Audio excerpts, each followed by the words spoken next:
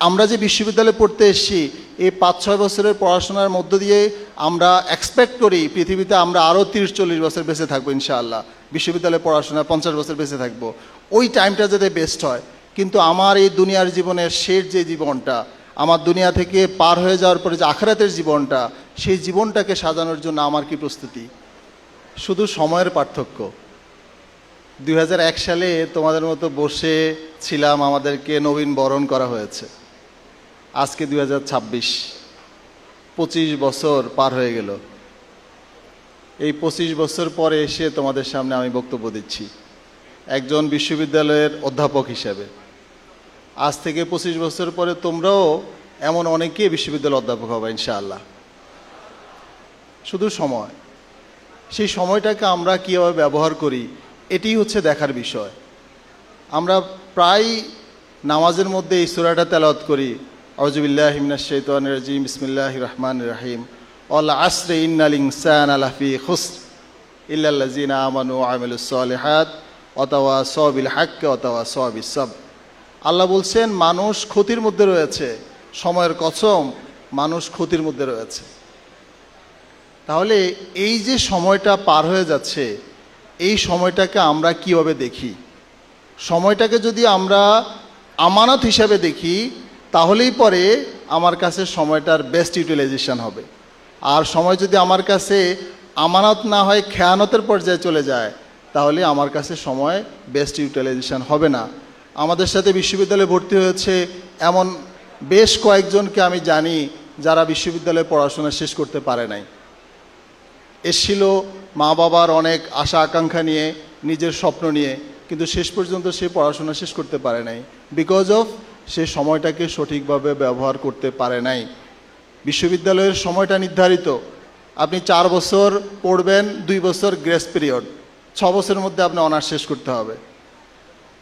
আপনি যদি এটা টানতে টানতে 8 বছর 10 বছর করতে চান, তাহলে পলিটিক্যাল লিডারদের পক্ষে সম্ভব হইলেও আপনার পক্ষে এটা সম্ভব হবে না। আপনার পরিবার, আপনি নিজেও এটা কন্টিনিউ করতে পারবেন না। সো যেই সময়টা আমরা পেয়েছি এই সময়টাকে বেস্ট ইউটিলাইজেশন নিশ্চিত করতে হবে। আমি সময়কে সর্বোত্তম ব্যবহারের জন্য কয়েকটি ফর্মুলার কথা বলতে চাই। আপনি নাম্বার 1 একটা প্ল্যান সেট করবেন।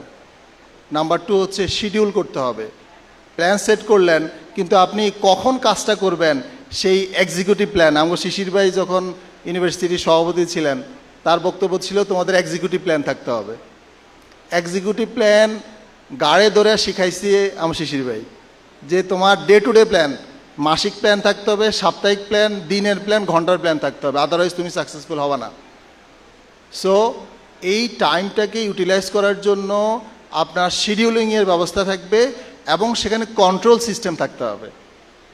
আর সবচেয়ে ইম্পর্ট্যান্ট হচ্ছে এখানে প্রায়োরিটাইজ করতে হবে।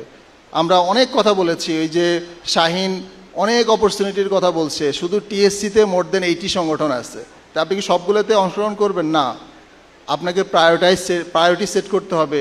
আপনার যোগ্যতা, আপনার দক্ষতা, আপনার চিন্তার আলোকে যেটা আপনার সাথে খাপ খায় সেটার সাথে আপনি সম্পৃক্ত হবেন। এবং আমরা যে বিশ্ববিদ্যালয়ে পড়াশোনা করতেছি এখন, আসলে এই 5-6 বছরে পড়াশোনার মধ্য দিয়ে আমার ভবিষ্যৎ টাইমটাকে আমি সুন্দর করার জন্য, প্রস্তুত করার জন্য কাজ করতেছি।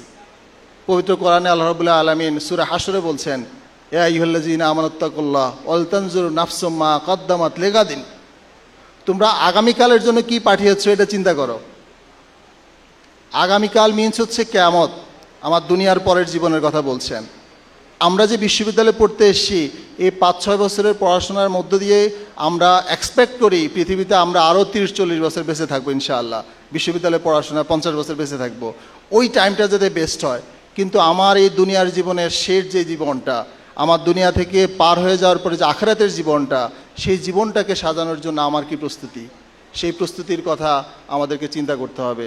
কোরআন এবং হাদিসের সাথে সম্পৃক্ত হয়ে যদি আমার জীবনটা আমি পার করতে পারি, তাহলেই পরে সময়কে আমরা যে আমানতের কথা বলছি সেটা নিশ্চিত হবে। আর ছাত্র শিবির আপনাদেরকে সেদিকেই আহ্বান করতেছে যে আপনি যাতে আপনার লাইফটাকে সুন্দরভাবে সাজাইতে পারেন, একজন মানুষ হিসাবে, সত্যিকারের মানুষ হিসাবে দুনিয়ার জীবন এবং আখিরাতের জীবনকে প্রস্ফুটিত করতে পারেন, সেটিই মূলত ছাত্র শিবিরের লক্ষ্য। আল্লাহ আমাদের এই পথযাত্রাকে কবুল করুন, বিশ্ববিদ্যালয়ের জীবনকে সুন্দর করে দিন, দুনিয়া আখেরাতে কামিয়াবি দান করুন। আমিন। আসসালামু আলাইকুম রহমতুল্লাহ।